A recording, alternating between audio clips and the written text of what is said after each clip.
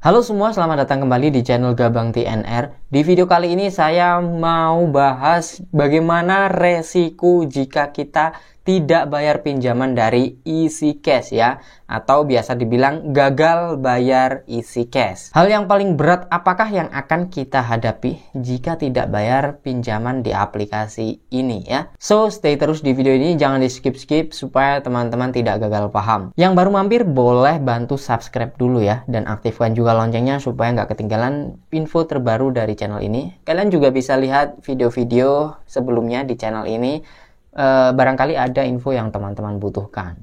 Oke, kembali lagi di pembahasan kita kali ini, bagaimana jika kita gagal bayar pinjaman Easy Cash ya.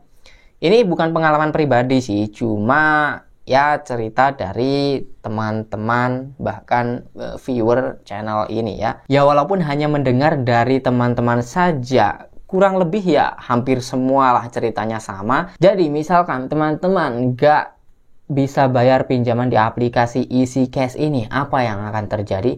Yang pertama, tentunya kalian kalau dari segi aturannya teman-teman ya, step by stepnya untuk menagih nasabahnya itu ya dengan sopan ya, tentunya seperti itu ya. Chat dengan sopan, telepon dengan sopan, nggak ada intimidasi ya. Kalau dari aturannya sih begitu, tapi pada kenyataannya ya banyak yang bilang dicaci maki lah, bahkan diteror, diancam-ancam gitu ya.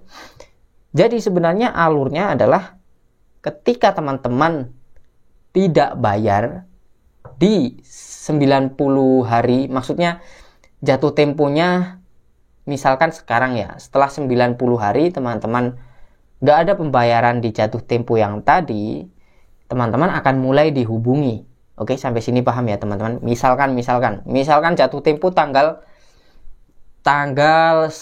berapa? Tanggal 15 Februari misalkan ya. Sekarang kan bulan Februari ya. Tanggal 15 Februari bentar lagi pinjaman kalian jatuh tempo misalkan. Kalian nggak bayar.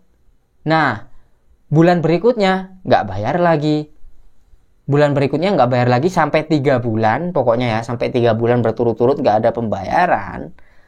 Langkah awalnya teman-teman akan dihubungi via entah itu SMS atau WhatsApp, pokoknya chat ya teman-teman. Ditunggu responnya dari kalian si pengguna ya. Kalau responnya ada konfirmasi akan membayar tanggal berapa, maksudnya kalian ada mau janji tanggal berapa gitu mau bayar ya, itu dibiarkan aja awalnya ya. Nah kemudian setelah janji mau bayar kapan itu ternyata teman-teman masih nggak sanggup bayar, apa yang terjadi? Kalian akan mulai ditelepon ya. Di bulan berikutnya kalian akan ditelepon ya. Lalu ini berdasarkan pengalaman dari teman-teman dan penonton-penonton dari channel ini ya teman-teman. Setelah ditelepon, gimana nih respon kalian? Kalau masih tidak ada itikat bayar atau ingin niat mengembalikan gitu ya, ini akan mengarah ke teror tadi teman-teman.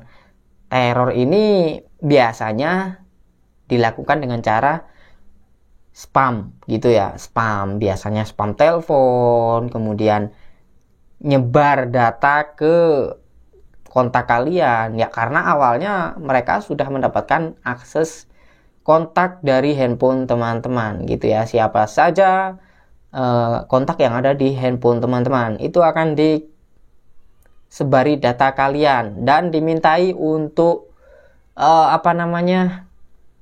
membantu melunasi hutang kalian gitu ya.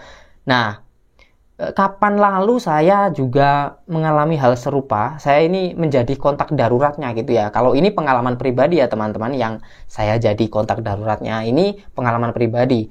Saya sebenarnya bukan di-input sebagai kontak darurat, tapi nomor saya ada di si peminjam itu gitu ya.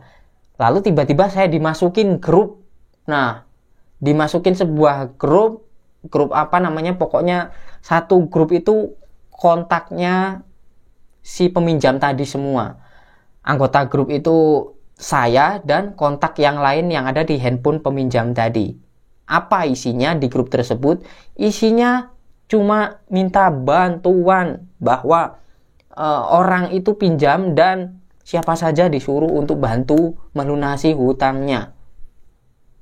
Nah, kebayangkan nanti jika teman-teman di kontaknya itu ada orang-orang yang misalkan bikin teman-teman malu, misalkan ya kebayangkan kalau nggak kuat mental teman-teman bisa malunya minta ampun itu ya.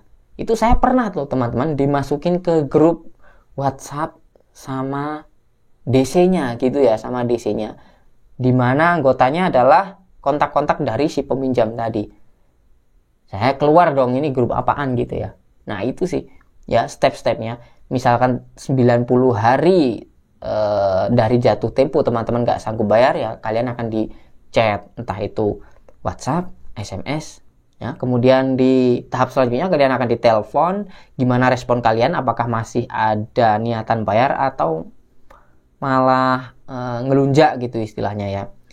Nah kalau saran saya sih buat teman-teman yang memang benar-benar nggak ada duit ya, nggak sanggup bayar, ya udah siapkan mental gitu ya. Kalau memang udah siap ya biarin aja, itu nggak akan jadi masalah ya. Kenapa saya bilang nggak akan jadi masalah? Karena aturan dari OJK sendiri itu setelah 90 hari setelah jatuh tempo itu ya, sebenarnya si pinjaman ini, si aplikasi pinjaman online ini sudah tidak berhak lagi nagih ke nasabahnya gitu ya. Biasanya mereka menggunakan pihak ketiga yang biasa disebut dengan debt collector lapangan gitu ya. Tapi hanya kota-kota tertentu saja menurut saya. Nggak semua kota ada DC lapangannya ya. Atau bahkan yang pelosok-pelosok ya itu kemungkinan kecil ya kalau didatangi DC lapangan. Nah terus apa bang resiko yang akan kita hadapi yang terberat lah jika misal kita udah nggak ada duit sama sekali gitu, nggak bayar lah intinya.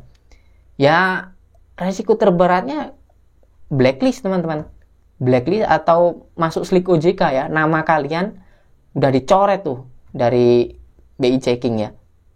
Kemudian kalian tidak bisa pinjam dimanapun, baik itu di bank ataupun di aplikasi lain yang ada di Indonesia. Itu sih cuma ya, kalau teman-teman misalkan benar-benar nggak bayar sama sekali, ya kalian nggak akan bisa pinjam dimanapun lagi gitu, karena data kalian sudah dicoret.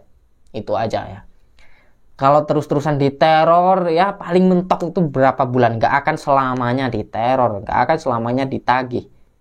Coba tanya aja yang udah pernah kayak gitu. Misalkan ada teman kalian yang nggak bayar sama sekali, ya mungkin udah mentok beberapa bulan ya, setelah itu nggak bakal lagi kalian dihubungi ya. Tapi ya itu tadi, nama kalian udah dicoret, udah masuk slik OJK, nama kalian jelek, intinya nggak bisa pinjam lagi dimanapun. Kalaupun ingin bisa pinjam ya harus pembersihan terlebih dahulu ya. Tapi itu di pembahasan lain lagi ya teman-teman, karena kita hanya membahas soal resikonya aja di sini. Oke, jadi saran saya ya kalau ada duit ya mending diberesin ya teman-teman, supaya menjaga nama kita juga.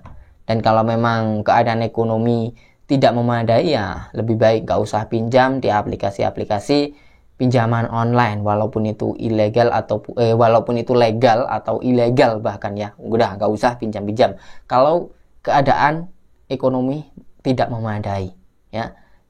Kalau misalkan teman-teman benar-benar butuh banget dan nggak ada pilihan ya apa boleh buat gitu. Intinya kalau keadaan ekonomi nggak memadai, nggak usah pinjam daripada kalian sakit sendiri nantinya. Oke, sekian dulu di video kali ini. Thank you yang udah nonton sampai akhir. Sampai jumpa lagi di video selanjutnya.